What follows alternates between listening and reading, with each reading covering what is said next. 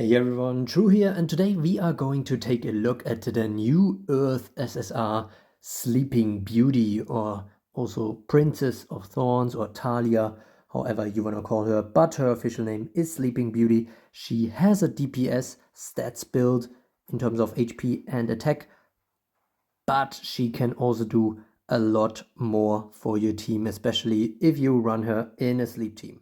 Her speed is pretty average at 280, but what really makes her interesting are her skills. And let's get right into it with the first one, which is an instant skill and is called an Ashen Garden. It's instant, so it costs 1 time unit, it costs 2 spirit, and it does a multitude of things. This unit basically introduces a new thorn mechanic, and if units have thorns and get attacked by non-burning units, then the thorn is removed and the attacker is granted the cursed sleep effect. Cursed sleep doesn't care if sleep was already applied to a unit before, so it can be applied multiple times, and it also is not possible to override that kind of sleep with a poison effect. And what's also special about it is that Dream Hunter attacks, which would usually wake up sleeping targets,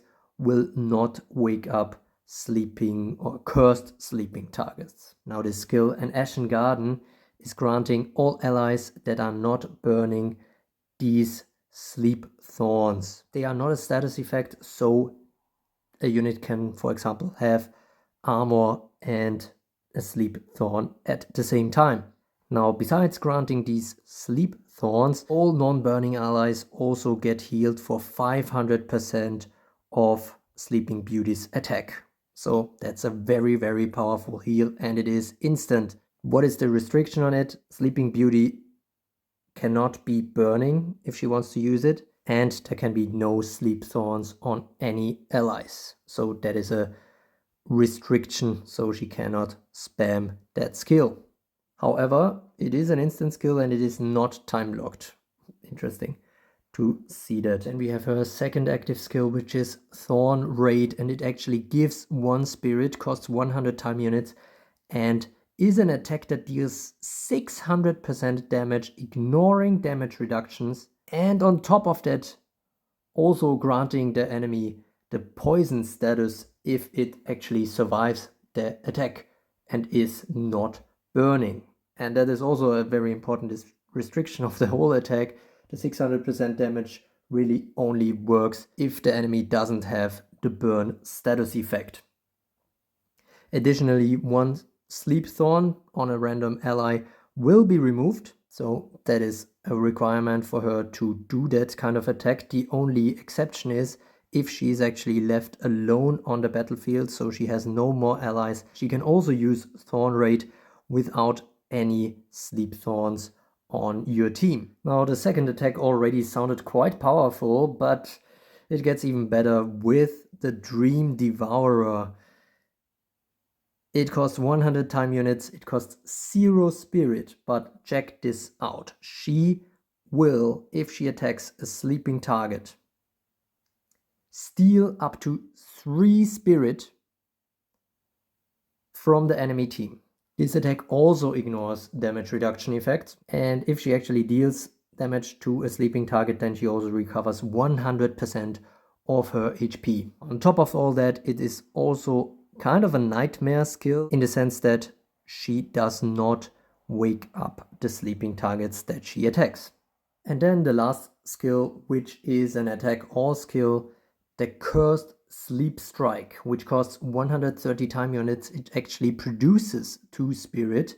It ignores the counterstance status effect and all skin passive skills, and for each of these enemies that is attacked and that isn't burning, she has a 15% chance of applying the Cursed Sleep status effect to them, which doesn't sound much, but I mean, she usually will attack 4 targets at once with this. So if she attacks 4 non-burning units and all of them survive, then the chance is actually nearly 50% that at least one of them falls into a cursed slumber. Now, while the active side already had insanely long descriptions, the passive side isn't super short either, as we got used to it by now. We do have 2 Thorn passives, and the first one isn't super exciting, but it is quite useful, or can be quite useful. It is the Thorn Wall. If Sleeping Beauty has Sleep Thorns, then this unit, so Sleeping Beauty, will become a Guardian, and she will have 50% damage reduction from attacks. She will be a 100% Guardian, but this is basically for one attack only, because afterwards she would usually lose that kind of Sleep Thorn on her.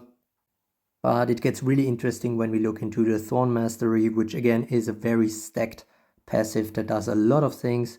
She becomes undefeatable if any ally has Sleep Thorns. So first you have to clear all those until you can actually kill Sleeping Beauty. And on top of that, you can't even stun her while any ally has Sleep Thorns. So another character that has quite a big likelihood of being stun immune. At least it's not a permanent stun immunity like with Commander Astrid. Then there's also a Vengeance skill baked in, and it is also not limited by TU. Whenever another non-conjured ally on the battlefield is defeated or sacrificed by any source, a random ally that does not have Sleep Thorns and is not burning will be granted Sleep Thorns. Now, all of that isn't enough quite yet. She will also get the Endure status effect right away when she enters the battlefield. So this is a temporary hold ground. She will not lose that Endure status effect as long as any ally has Sleep Thorns. So it will be her kind of backup plan. At least she cannot reset the Endure though without being sent away from the battlefield. Now her threat level is getting increased by 20% whenever there's anyone sleeping on the enemy team, which could reasonably be the case quite often with the whole kind of cursed sleeping mechanic. But then her threat level additionally rises by 15% if there are any thorns on allies. This could actually help her or make her better, because as long as there are thorns on any allies besides her, she cannot be defeated. So her threat level rising doesn't make that much sense, I guess. But yeah, on to the active side, we have an Ashen Garden with just a skill priority of 1.0, but it will rise significantly if there are no burning allies on the battlefield. And I think it might also rise a bit if you have a unit in your team that is below 50% HP. The Thorn Raid has actually a pretty low pick weight, but it will be her prioritized skill if she is alone on the battlefield. The Dream Devourer is higher with the 1.55, so that is usually gonna be the skill that she is using if she can use it. But the Cursed Sleep Strike might take priority sometimes if she is facing a lot of weak units. Then she could actually prioritize the Cursed Sleep Strike, which is good, I suppose, in most cases.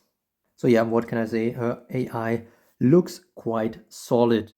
So what are my first thoughts on this new Sleeping Beauty Earth Sleep unit that can also apply poison in some cases? She obviously is extremely strong, especially against certain team compositions and in certain team compositions. So what do I mean by that? She will work extremely well with a sleep team on her side, especially if these kinds of sleep units are hopefully of the water element and can take care a bit of an eventual burn team that she is facing, because this is a huge weakness and this is really, really big. Other than that, she's just a really, really overpowered unit, but this is really like her main opening.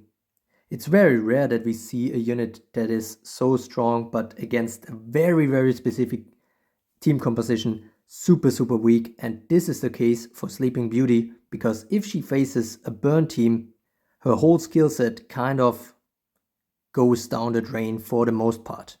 So many skills are not working. when facing a burn team that is on the defensive side and on the offensive side. But against literally any other type of team, she will be doing quite well for herself and your team. The Sleep Thorn mechanic makes it so that her entire team, if it is not burning, basically gets a 1 of sleep skin that cannot be ignored by stealth and other potential attacks that usually ignores the skin passives. So yeah, what can I say? This is super strong and could lead to a new rise of sleep unit. But the big question is, can it kind of face off against the burn meta? Can her allies kind of take care of that so much that she can run in front? She has a speed of 280, so a lot of units will get the turn before her. That does make sense because she will usually, if she has enough spirit, set up that Ashen Garden, and at that point it becomes really hard to kill her. The vampire component of her Dream Devourer with that kind of spirit steal is also something to point out. Her stun immunity that happens then is also quite important, so she can go on a rampage. She can also consume these kind of sleep thorns from random allies, which should enable her to set up an Ashen Garden again, even if not all allies are constantly being attacked. And if there are no thorns currently available and she gets attacked, she still has the Endure to fall back onto.